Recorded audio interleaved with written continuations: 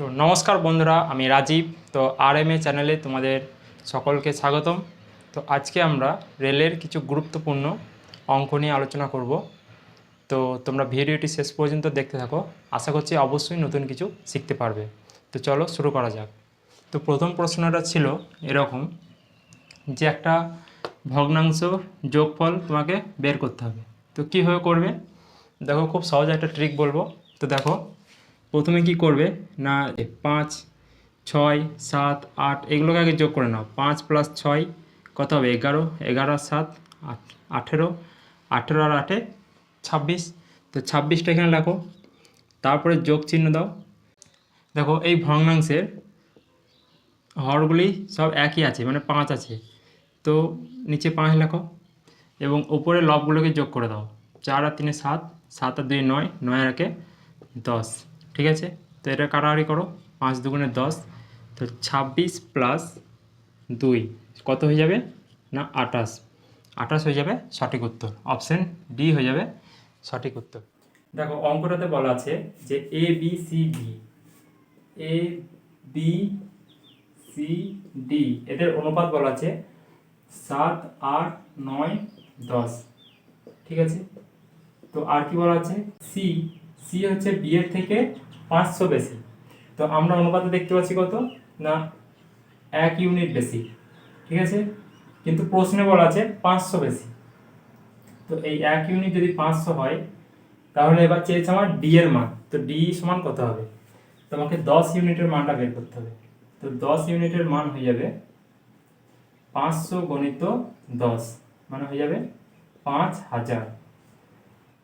দেখো প্রশ্নটাতে বলা আছে যে রাধা তার আয়ের X% সঞ্চয় করে। যদি তার আয় 28% বৃদ্ধি পায় এবং ব্যয় 20% বৃদ্ধি পায়, তাহলে তার সঞ্চয়ও 40% বৃদ্ধি পায়। তাহলে X এর মান কত? তো এটাই জানতে চেয়েছে। তো কিভাবে করবে? তো দেখো, এটা আমরা অ্যালিগেশন মেথড ইউজ করে করব। তো দেখো, আয় মানে কি জানি? আয় মানে জানি যে সঞ্চয় প্লাস ব্যয়, এই দুটোকে নিয়েই তো আয়টা হয়।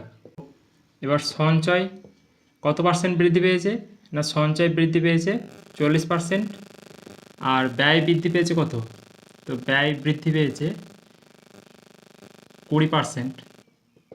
ব্যয় বৃদ্ধি পেয়েছে 20% এবং আয়টা কত বৃদ্ধি পেয়েছে? প্রশ্নে বলা আছে 28%। তো এটা মাঝখানে লেখো।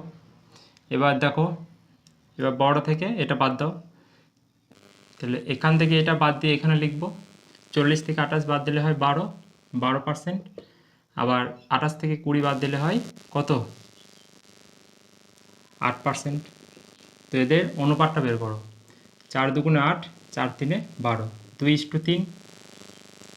এবার বলেছে যে এক্স এর মানটা চেয়েছে, মানে আগে সঞ্চয় কত পার্সেন্ট ছিল সেটা জানতে চেয়েছে। তো এখান থেকে দেখো সঞ্চয়ের অনুপাত কত হলো? 2। তাহলে 2 টোটাল ছিল আমার, এটা দুটো মিলিয়ে হবে ইনকাম বা আয়। তো 2 আর 3 হবে 5, গণিত পার্সেন্টেজে বের করতে বলেছে, তাই 100 দিয়ে গুণ করব।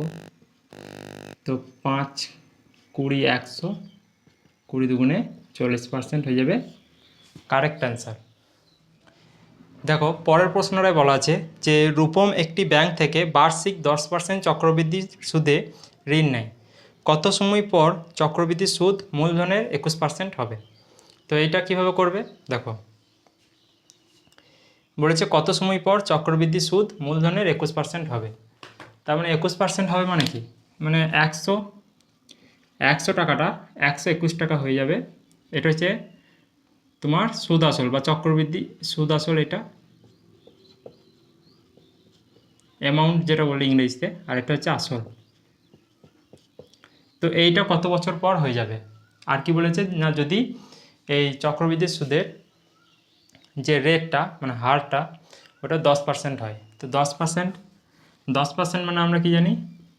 10% মানে আমরা জানি 1/10, 1/10 মানে হচ্ছে 10 টাকায় 11 টাকা। তো এখান থেকে এটা কিভাবে হবে দেখো, দুই দিকে স্কোয়ার করে দাও, উভয় দিকে। ঠিক আছে, তো স্কোয়ার করলে তো আমরা পেয়ে যাচ্ছি না যে 10 10 100 আর 11 11 121, তার মানে সময়টা কত বছর? 2 বছর। তো তোমরা এভাবে করতে পারো, আবার তোমরা সূত্রের সাহায্য করতে পারো। তো সূত্রের সাহায্যে কীভাবে করবে দেখো, সূত্রটা কী ছিল না, অ্যামাউন্ট সমান হচ্ছে পি হচ্ছে আসল, আর এটা হচ্ছে সুদ আসল, 1 প্লাস আর বাই 100 পাওয়ার হচ্ছে টি, এটা হচ্ছে টাইম। এবার অ্যামাউন্টটা কত হবে না, দেখো 121% হয় চক্রবৃদ্ধি সুদ, মানে 100 টাকায় 121 টাকা হয়। দেখো এখানে সুদটা 21% হচ্ছে, 21 টাকা হচ্ছে। তো আমার যে অ্যামাউন্ট সেটা হচ্ছে 121, আর 100টা হচ্ছে আসল। তো এখানে লেখো 121 বাই, এটাকে আমি একবারে নিচে লিখছি ডাইরেক্ট, 100 সমান হচ্ছে 1 প্লাস, রেটটা কত বলা ছিল না 10%, তো 10/100 পাওয়ারে টি। তো এটা করলে কত হবে দেখো, এটা 11/10 পাওয়ারে হোল স্কোয়ার লিখতে পারি, সমান এইখানে দেখো 10 থেকে 10 আর 1 11, 11/10 হলো। এবার কি করবে, এবার দেখো এই দুটো সমান আসছে, তো পাওয়ারটা সমান করে দাও, টি সমান 2। তো তোমরা সূত্রের সাহায্যে এভাবেও করতে পারো, আবার যেটা দেখালাম প্রথমে ওটাকেও তোমরা করতে পারো। দেখো প্রশ্নটাতে বলা ছিল যে এ বি সি এর গড় ওজন হচ্ছে 65 কেজি, এ আর বি এর গড় ওজন 63.5 কেজি, এবং এ আর সি এর গড় ওজন হচ্ছে 67.5 কেজি। তো এখন আমাদেরকে বের করতে হবে যে এ এর ওজন কত। তো কীভাবে করবে দেখো, খুব সহজে একটা ট্রিক বলবো। দেখো এ আর বি এর গড় ওজন হচ্ছে 63.5 কেজি, আর এ আর সি এর গড় হচ্ছে 67.5 কেজি, আর তিনজনের গড় কত বলা আছে না 65 কেজি। ঠিক আছে, এটা তিনজনের গড় বলা আছে। এবার কি করবে দেখো, এখান থেকে এটা দেখো কতটা কম, এটা হচ্ছে 1.5 কম, মানে 1.5, ঠিক আছে, কম, সেই জন্য মাইনাস চিহ্ন দিয়েছি। আর এটা দেখো কতটা বেশি, দেখো 2.5 বেশি। তো একটা প্লাস একটা মাইনাস আছে, তাহলে কি হবে, বিয়োগ হবে। তাহলে বিয়োগ হয়ে কি হবে, বিয়োগ হয়ে বড়টার চিহ্ন। তো 2.5 থেকে 1.5 যদি বাদ দিই তাহলে হবে 1। তো +1 গণিত 2 করবে, ঠিক আছে, তার মানে হবে +2। তো এ এর ওজন কত হবে, তো এ এর ওজন হবে যে 65 + 2, মানে হয়ে যাবে 67 কেজি। তো আশা করছি বুঝতে পেরেছো।